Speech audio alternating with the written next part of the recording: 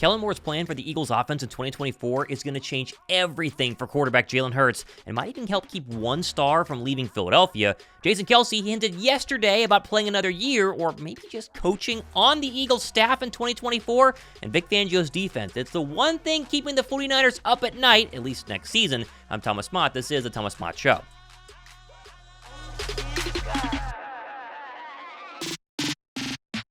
Now, my biggest takeaway from yesterday's championship games, besides the fact that the logo conspiracy theory is thankfully officially dead, is that the Eagles are right with these two teams. They can beat the Lions and they can beat the 49ers as long as the new coaches recently hired onto the staff get the most of the players that are already sitting on the Eagles roster. I mean, do we forget that exactly 365 days ago today, it was Philadelphia pounding the 49ers at the link, which resulted in Jalen Hurts honestly looking the happiest I've probably ever seen him. And as exciting as the Lions seem this year, they're another team that doesn't quite know how to win on the biggest stages. They proved that yesterday. The only two teams that have recently done it with the same rosters we're going to have in 2024 are our Philadelphia Eagles and the San Francisco 49ers. Drop a like down below if you guys were like me yesterday, watching the NFC Championship game and going, oh my gosh, we have got to get Philadelphia back into that game. Not having them in a big game like that is really brutal to watch. Now, I personally think the man who can get us back to that point was hired over the weekend when Philadelphia officially made Kellen Moore their new offensive coordinator, and I think he's going to come in and completely revamp the Eagles' very vanilla and stagnant offense in 2023. And while there are plenty of haters out there, and honestly, I don't blame you, can we at least all acknowledge the fact that Moore has a proven track record of getting the most out of his offenses and utilizing a modern, motion-filled scheme? I mean, look at Keenan Allen's Week 10 route tree this season in Kellen Moore's offense. Look at this. Look at the motion. Look at the route combinations. Look how he was all over the football field.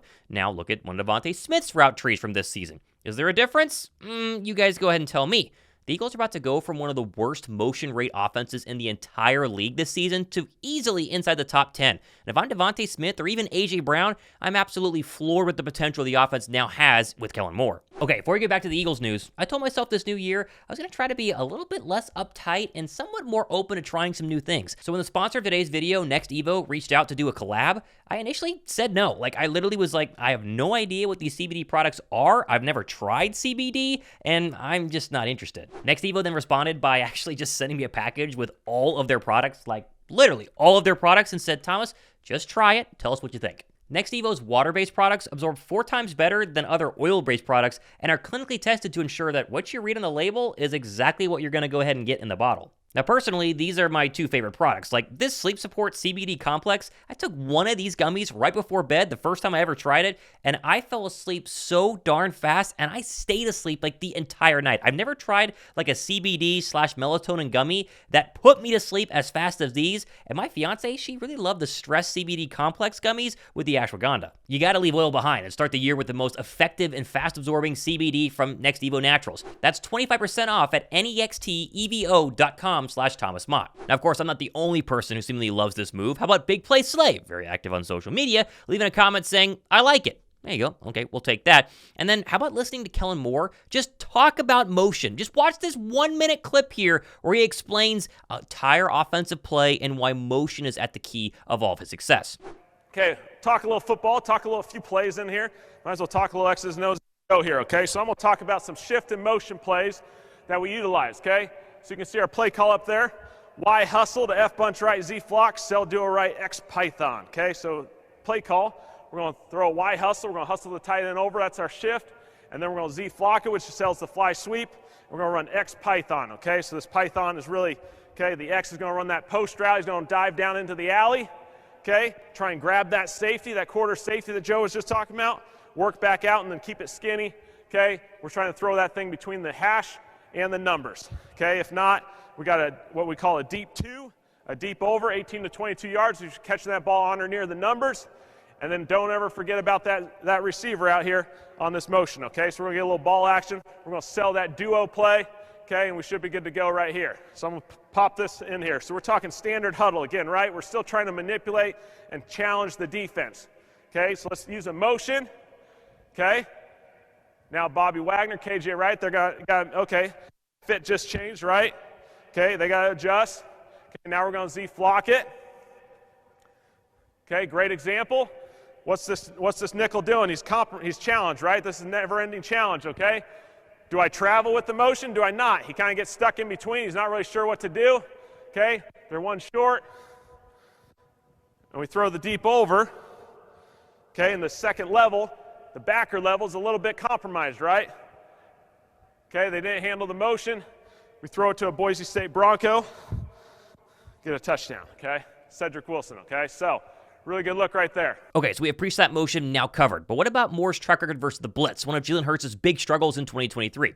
Well, you go back to 2022, the Cowboys' offense under Kellen Moore was #1 against the blitz, and his offenses over the past 5 seasons, they've only ranked outside of the top 12 just once. But Thomas, what about Moore not wanting to run the football? Okay, fair argument, but I think there is somewhat of a misconception about KM's history with the run. Like, Elliot Shore-Parks made a rare good point on Twitter yesterday saying Moore has been an OC for 5 seasons. His offense have been inside the top 10 in rushing attempts twice and the top half of the league 4 times. Last season with the LA Chargers, they were 24th, but did average 29 attempts from the running backs through the first 4 weeks of the season. Seemed like Moore went into the season wanting to run it more. And Zach Berman seemingly agreed, saying the running game with the Chargers last season left much to be desired. This is where the return staff concepts, including Jeff Stoutland as run game coordinator, would blend with Moore's concepts as a passing offense. The spring-summer will be pivotal for installation. I think the running game is going to be fine in 2023. Their main issue is not that they couldn't run the football, it's more that they refused to run the football, especially in critical moments, and instead wanted to throw stupid, boring, vanilla passing routes on the outside. Think about it. If the Eagles' passing game becomes a juggernaut, and it should be with the weapons that we have, Hurts and whoever is back there at running back will get a lot less loaded boxes and should be able to hit on a lot more big runs, even if they technically call less of the runs than we'd like. Now, I get it. If you're upset about the Kellen Moore hiring, you probably wanted Eric Bieniemy. And honestly, so did I. I think Bieniemy has the opportunity to be a really good OC and has proven that he can be, at least over the past couple of seasons.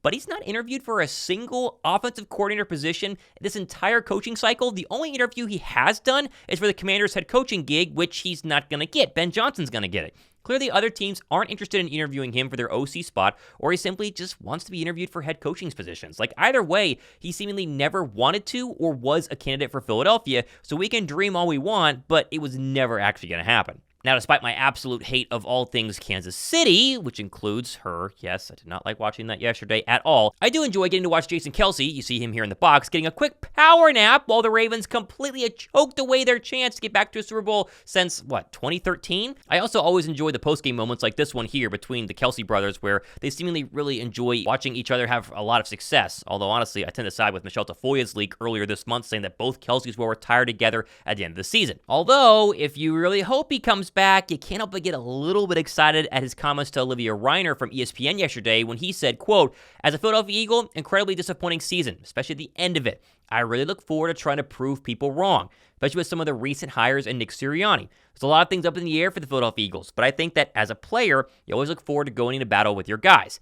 I don't know what's going to happen for me, but I do know I still want to be involved in the organization and still want to be a part of it regardless of what the decision is. I don't want to ever feel like I'm on the outside looking in on their achievements and these accolades and the opportunities that largely represent entire cities and fan bases and organizations. It's too good of a feeling to pass up." Now, I think that we can take that as Kelce has not officially said he's going to retire, nor does he officially know if he wants to retire, and maybe, just maybe, the hiring of Kellen Moore and the opportunity his offense presents might sway Kelce to come back for one more season. Although I take this more as the fact that he'd like to coach in some sort of capacity going forward in Philadelphia. I mean, he lives in the area. Why not join the staff, kind of like how Connor Barwin did a couple of years ago, where he's now been a part of the Philadelphia Eagles for a few seasons. Kelce's relationship to Jeff Stoutland and his wealth of knowledge in the offensive line could go a long way towards making sure this offense stays dominant, even if 62 decides to hang things up. What do you guys think? Will Kelce come back, or do you think he's going to announce his retirement whenever Travis's season officially ends? Now, 2 quick notes on the defense here. 1, Sidney Brown finally underwent ACL surgery and will begin the road to recovery with, I guess, the hopes of making it back some point during the 2024 season. Oh, and Vic Fangio, he hasn't hired anyone to his staff yet, despite beginning the interview process last week for guys like Mike Caldwell and even Joe Barry. Although, if you're still on the fence on the Fangio hiring, listen to former Eagle Chris Long in his very strong praise of the Eagles' new DC. That's what his defense is all about. It's too high structure stuff. It's pre-snap. You're not going to know where they're going to be. He plays a lot of cover 6.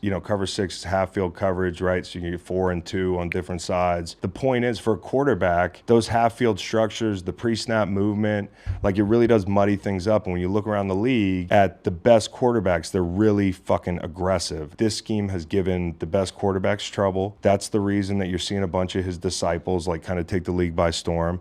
And then I think nothing nothing's more telling than in 2019, there was an interview for ESPN, and Sean McVay, Kyle Shanahan, and Matt LaFleur were asked which defense is toughest to read and attack. And that defense is Vic Fangio, according to all of them. That was in 2019. And that makes sense because in 2017, Kyle and Vic, it was 15-14. Bears, you remember these games, right? Yeah. 15-14 Bears. 2018, you guys beat Sean McVay 15-6. I remember that game, and then beat Kyle Shanahan again in that year 14-9. And so, like, but to your point, it's the bend but don't break. That's the motto. Chris, there's only a few units in the league that you don't have to bat an eye when you hear about. Like, you're not worried about their game plan. You're not worried about how their unit's going to perform. I would say Vic is on that short list of coaches. No question. On the defensive side of the ball. No question. Now, as with all the hirings, even all of the potential signings that are upcoming during the new league year, we're not going to know if this player or that coordinator or this coach or that guy are actually going to be good. I mean, come on, it's just all speculation right now, and that's part of the fun of the Eagles offseason. But